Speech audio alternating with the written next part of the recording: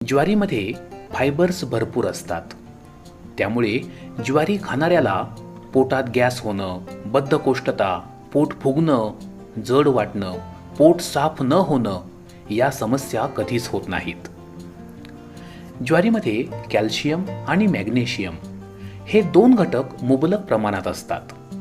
त्यामुळेच ज्वारीची भाकरी खाणाऱ्याची हाडे आणि शिरा मजबूत राहतात.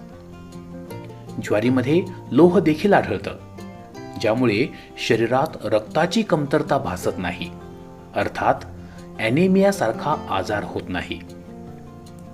चपातीपेक्षा ज्वारीची भाकरी खाल्ल्यानं रोगप्रतिकार शक्ती म्हणजेच इम्युनिटी मजबूत राहते.